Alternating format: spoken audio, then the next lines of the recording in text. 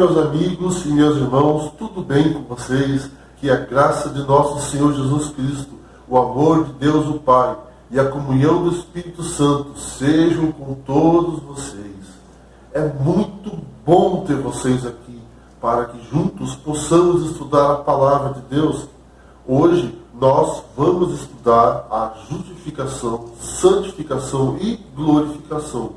Esse tema tem que ver com a salvação. E nada é tão essencial na Bíblia quanto a nossa salvação. Justificação e santificação e glorificação. São três processos na salvação do ser humano. Mas, antes de continuar, gostaria de pedir a sua ajuda. Dê um like, se inscreva no canal e ative as notificações. E compartilhe esse vídeo. Bom, vamos orar? Bendito és tu, Senhor, nosso Deus, Rei do Universo. Hoje vamos estudar a sua palavra e queremos pedir a unção do teu Espírito Santo e abençoe nosso estudo de hoje. É o que pedimos, em nome de Jesus. Amém. A doutrina da justificação pela fé em Cristo é de importância à nossa salvação e tem sido neutralizada por Satanás. Justificação pela fé envolve união pessoal com Cristo e, consequentemente, morte para o pecado e ressurreição moral para a novidade de vida. É a obra de Deus ao lançar a glória do homem por terra e fazer pelo homem o que não lhe é possível fazer em seu próprio poder. Aceitando a Cristo como nosso Salvador pessoal, Deus nos liberta de toda a culpa, cobre-nos com o manto da justiça de Cristo em lugar dos farrapos da nossa justiça. Vamos ler Isaías 64:6. Mas todos nós somos como imundo, e as nossas justiças como trapo de imundícia. Todos nós murchamos como a folha, e as nossas iniquidades como o vento nos arrebata. Muitas vezes somos levados a pensar que nossas obras terão bom valor ante a Deus e que essas boas obras serão a causa da nossa salvação, ou o motivo pelo qual fomos salvos. Sabe, a Bíblia considera nossos atos de justiça como trapos de imundícia. Por mais boa intenção que tenhamos, ainda assim serão sujos e corrompidos pelo pecado. Por si só, o ser humano não pode lavar a impureza do pecado. Assim permanece imundo. Em sua atitude inimiga, o homem perdeu sua verdadeira relação com Deus e dirige-se para a morte. Nada há que ele possa fazer para sair dessa situação. Somente a justiça de Cristo pode transformá-lo, porque esta é um princípio que transforma o caráter e rege a conduta. Mediante a justiça, Deus perdoa ao homem. O perdão de Deus não é meramente um ato judicial pelo qual ele nos livra da condenação. E não somente perdão pelo pecado, mas livramento do pecado e o transbordamento de amor redentor que transforma o coração. Processa-se a justificação no momento em que o homem aceita a Cristo como seu Salvador pessoal. O nascimento de Cristo foi o fato mais significativo que já aconteceu neste mundo. O Criador dos céus e da terra, que habita na luz inacessível, torna-se um membro da família humana. Este ser ilimitado e onipotente nasceu de uma mulher, cresceu em humildade, em um lar humilde, viajou como um pregador itinerante, teve uma morte humilhante e vergonhosa, ressurgiu da sepultura e ascendeu aos céus. Os 12 apóstolos foram escolhidos como testemunhas oculares dessas coisas. Depois da ascensão, Cristo escolheu um outro homem, através de quem o Espírito Santo mostraria a real significação daqueles históricos eventos que os 12 apóstolos testemunharam. É em Paulo que o Evangelho é totalmente revelado. O tema do Evangelho de Paulo era Cristo e ele crucificado para a justificação de pecadores. Vamos ler Gálatas 1:4? o qual se entregou a si mesmo pelos nossos pecados, para nos desarraigar deste mundo perverso, segundo a vontade de nosso Deus e Pai. Naturalmente, os outros apóstolos também enfatizaram a salvação de pecadores através de Jesus. Mas Paulo mostra como o Evangelho é uma revelação da justiça de Deus. Vamos ler Romanos capítulo 1, 16 e 17? Pois não me envergonho do Evangelho, porque é o poder de Deus para a salvação de todo aquele que crê, primeiro do judeu e também do grego, visto que a justiça de Deus se revela no Evangelho, de fé em fé, como está escrito, o justo viverá por fé. Uma das grandes questões que perturbam os comentaristas bíblicos foi esta: como poderia um Deus justo justificar pecadores sem cometer injustiça? Como ser misericordioso com os transgressores da lei de Deus e consistente com os reclamos da justiça divina? Entre as acusações feitas por Satanás, esta parecia ser a mais destacada.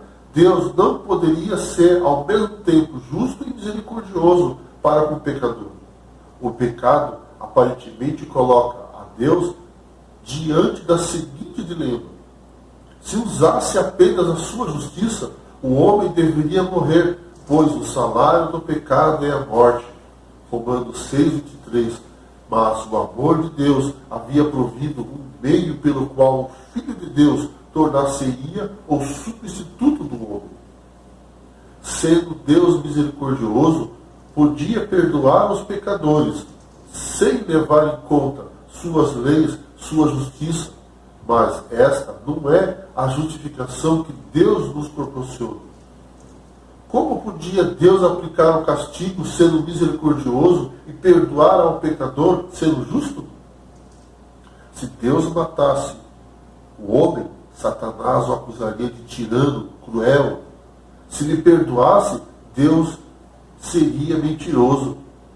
A solução para este impasse Deus apresentou na cruz, sendo ao mesmo tempo justo e misericordioso, desde que o pecador deveria morrer para que se cumprisse a justiça. Cristo morreu em seu lugar e pela sua morte oferece ao transgressor da lei também a sua misericórdia.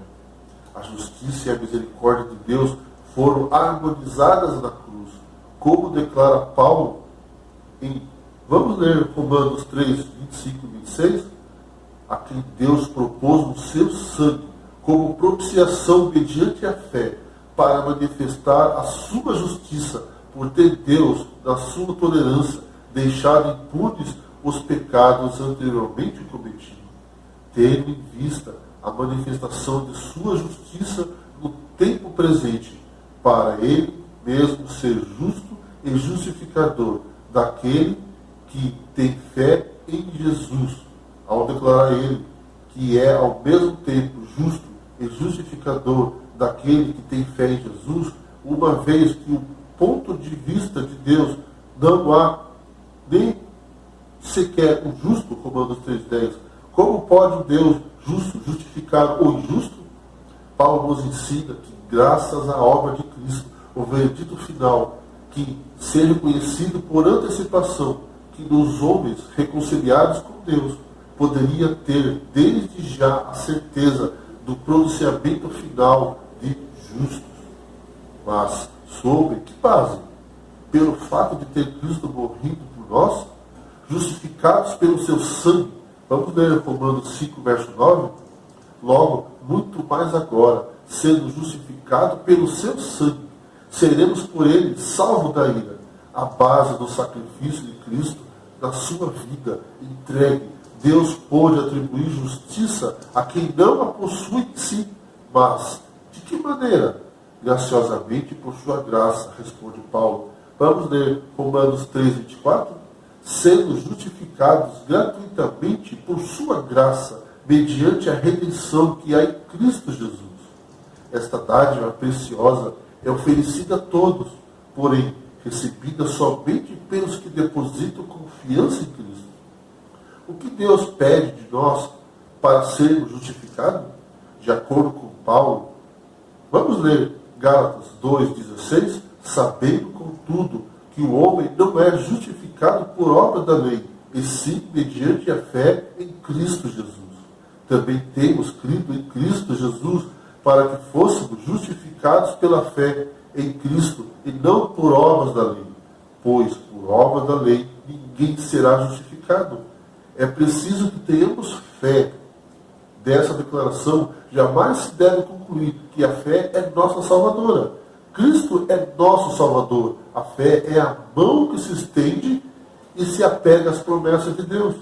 A doutrina da justificação pela fé é resumidamente explicada em, vamos ler Filipenses 3, verso 9, e ser achado nele, não tendo justiça própria que procede da lei, senão a que é mediante a fé em Cristo. A justiça que procede de Deus, baseada na fé, é amplamente expressa nas epístolas aos Gálatas e aos Romanos. O livro de Gálatas apresenta rigorosamente a salvação pela graça mediante a fé em Cristo, com ênfase na justificação pela fé. Os estudiosos têm encontrado na carta aos Romanos os três aspectos da salvação.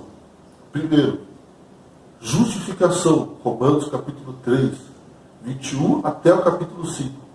Segundo, santificação, Romanos capítulo 6, 7 e 8. Glorificação, Romanos 12 até o 16.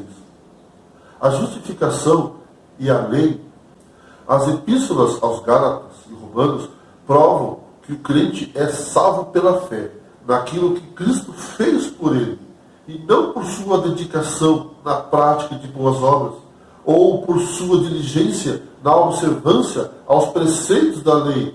Vamos ler Romanos 3, 28? Concluímos, pois, que o homem é justificado pela fé, independentemente das obras da lei.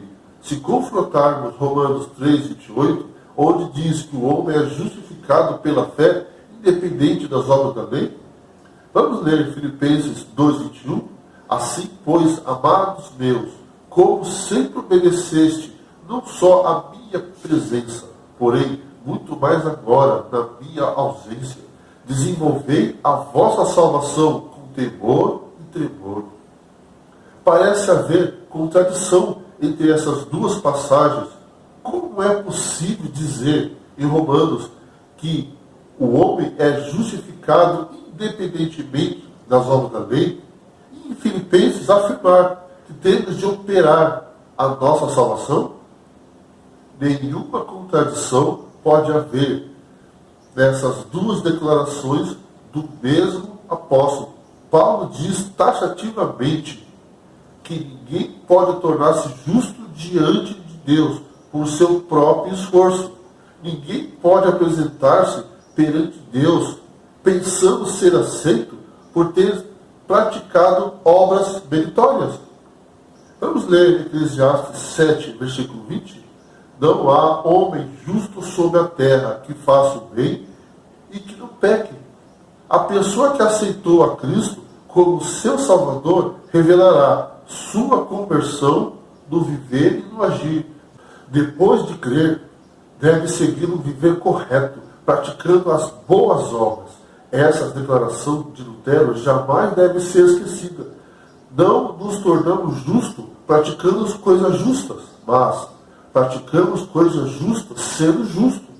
Com esta frase, ele cortou um nó górdio da filosofia aristotélica, também aceita pela Igreja Católica, que assim poderia ser expressa, praticando as virtudes, o homem se torna justo diante de Deus.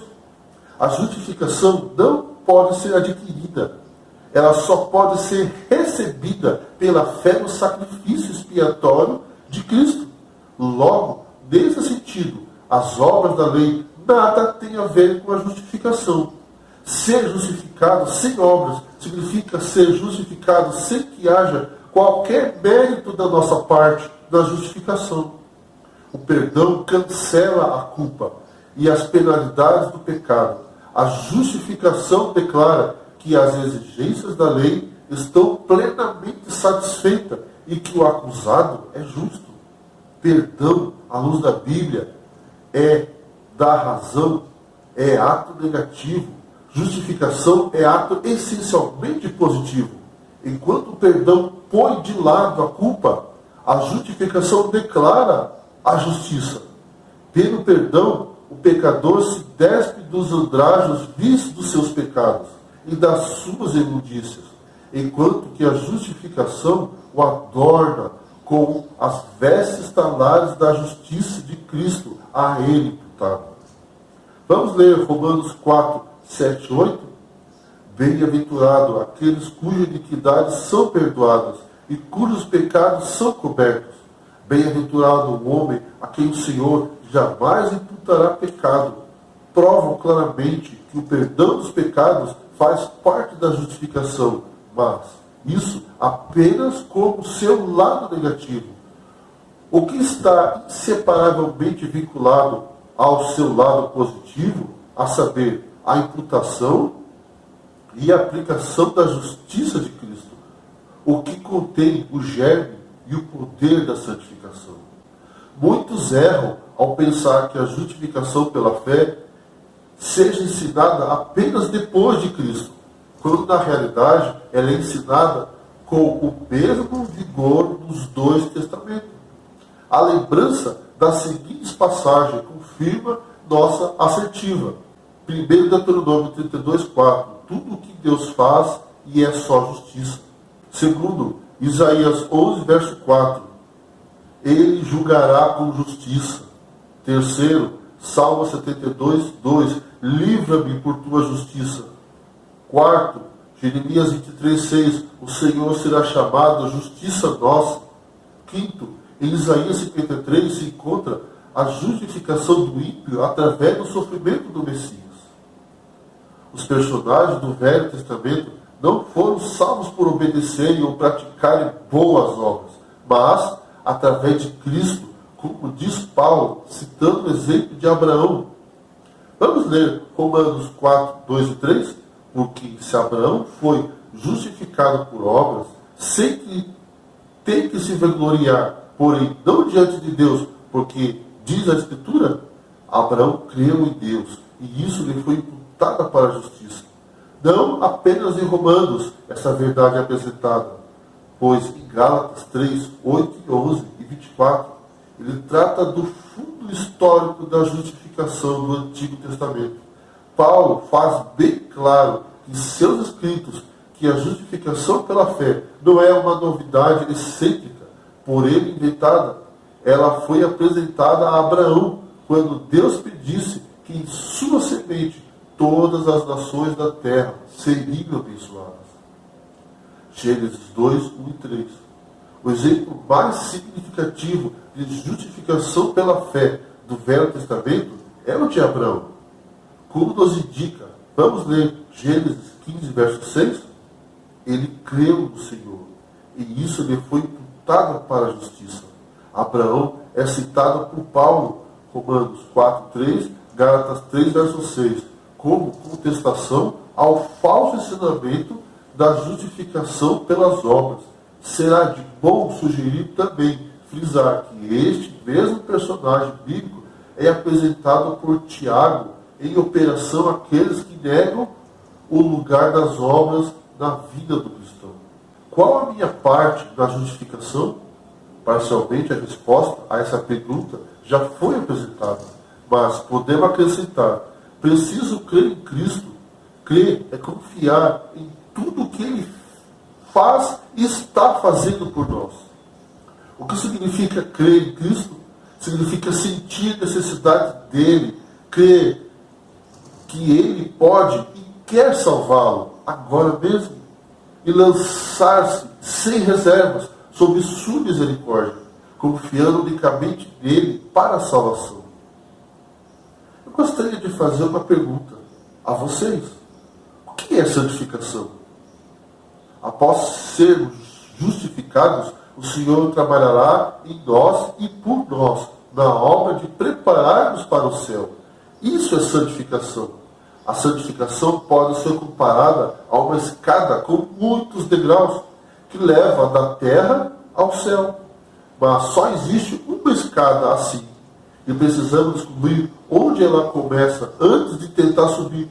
Os caminhos que ela conduzem são chamados de Deus: o arrependimento, a conversão, a justificação, a regeneração ou novo nascimento. Cumpre a nós trilharmos esse caminho. A palavra santificação apresenta uma gama muito variada de significados, relacionada com os pertences do culto ao santuário, por a parte para uso santo, tornado livre do pecado, purificado. Em nosso contexto, a palavra é empregada no processo pelo qual, depois de justificação, o cristão deve desenvolver um caráter que o qualifique para o céu. A santificação começa por ocasião da conversão e continua através de toda a vida do crente. É o gradual desenvolvimento de um caráter semelhante a Cristo, produzido pela submissão do crente à graça de Deus. Abrange todo momento da vida e é de importância progressiva. Significa perfeito amor, obediência e perfeita conformidade à vontade de Deus. Os que se convertem a Cristo são por ele santificados, isto é, separados por Deus e, por isso, denominados santos. Atos 9:32. Vamos ler Romanos 1, verso 7? A todos os amados de Deus que estáis em Roma, chamados para seres santos, graça a vós outros, e paz da parte de Deus, nosso Pai, e do Senhor Jesus Cristo.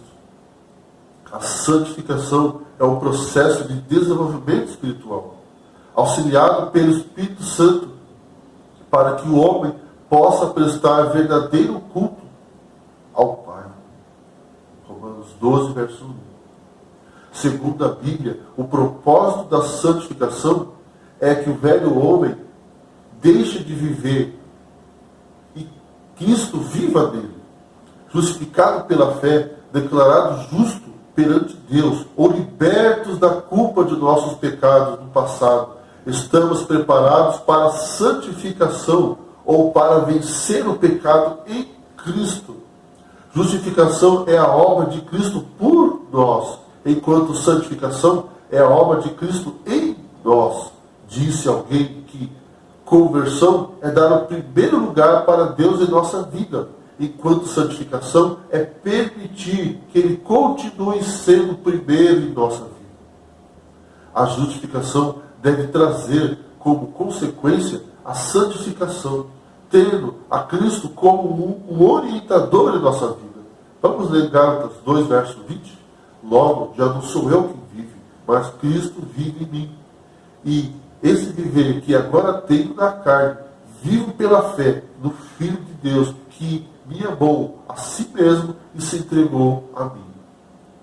A aceitação de Cristo significa pautar a nossa vida pela sua palavra. Hebreus 12, 14. A sua santa lei deve ser o nosso padrão de procedimento e de justiça. Um caráter formado à semelhança de Cristo é o alvo a ser atingido. Efésios 4, verso 13. Santidade é constante acordo com Deus. Não seremos nós aquilo que Cristo tão grandemente deseja que sejamos. Cristãos em atos e em verdade, para que o mundo possa ver em nossa vida uma revelação do poder salvador da verdade. Este mundo é nossa escola preparatória. E enquanto aqui estivermos, enfrentaremos provas, dificuldades, mas estamos seguros enquanto nos apegarmos àquele que deu sua vida como uma oferta por nós. Por meio de Jesus, mudou-se nosso status em relação a Deus. Pecadores que éramos, fomos postos na devida relação para com Deus. Mas isso não basta. Não só tinha que ser mudada nossa relação, mas também nosso estado. O pecador salvo não pode continuar pecador. Tem que tornar-se homem reto. Aquele que mudou nossa relação para com Deus pode também mudar nosso estado. Começa ele pondo os pecadores na devida relação com Deus, mesmo quando ainda são pecadores. Prossegue ele, por sua graça, habilitar esses pecadores a cessar seu pecado e tornar-se homens bons. Vamos ler Colossenses 2, verso 6? Ora, como recebeste Cristo Jesus, o Senhor, ainda andai nele. Aqui Paulo nos apresenta a diferença entre esses dois processos de salvação. Receber o Senhor Jesus Cristo é justificação. Andar nele, permanecer com ele, é santificação. Esses dois meios usados para a santificação dos crentes. Deus, 1 Tessalonicenses 5, verso 3. Jesus Cristo, 1 Coríntios 1,30. O Espírito Santo, 1 Pedro 1,2. A palavra, São João 17, 17. Provas, Tiago 1, 2 a 4. Igreja, Efésios 4, 11 a 13. Glorificação é o ato final do processo da salvação. Paulo nos ensinou que ela viria em último lugar. Vamos ler Romanos 8, verso 30. E aos que predestinou, a esses também chamou. E aos que chamou, a esses também justificou. E aos que justificou, a esses também glorificou. É a recompensa dos que foram justificados e santificados por Cristo. A glorificação será após a segunda vinda de Cristo. As promessas relativas a este evento são muitas nas Escrituras, mas não vamos citar todas. Vamos ler Isaías 62, 11. Eis que o Senhor fez ouvir até as extremidades da terra estas palavras. Dizei a filha de Sião, eis que vem teu Salvador, vem ele com a sua recompensa e diante dele o seu galardão. Os teólogos falam da salvação em três tempos, como indica os verbos do original grego. Passado, justificação, fui salvo, é o que Cristo fez por nós. Tito 3, verso 5. Presente, santificação, sou salvo, é o que Cristo está fazendo por nós. 1 Coríntios 1, verso 18. Futuro, glorificação, serei salvo, é o que Cristo fará por nós. Romanos 5, verso 9. Seremos salvos de um mundo de pecado. Não há mais lembrança desses registros. Liberta-nos da presença do pecado. Estaremos com Cristo. O privilégio de estar no céu é o desfrute da graça. Vamos ler 2 Tessalonicenses 2, verso 13. Entretanto, devemos sempre dar graças a Deus por vós, irmãos amados, pelo Senhor, porque Deus vos escolheu desde o princípio para a salvação, pela santificação do Espírito e na fé. Não quer você hoje aceitar a Jesus como seu Salvador e ser justificado e pela graça receber o perdão dos seus pecados e começar uma vida nova com Cristo? Vamos orar. Bendito és tu, Senhor nosso Deus, Rei do Universo. Vem entrar em nossos corações e perdoe nossos pecados. Derrame o seu Espírito Santo e nos guie e mostre o seu caminho, para que possamos andar contigo. É o que pedimos. Em nome de Jesus. Amém. Que Deus abençoe a cada um.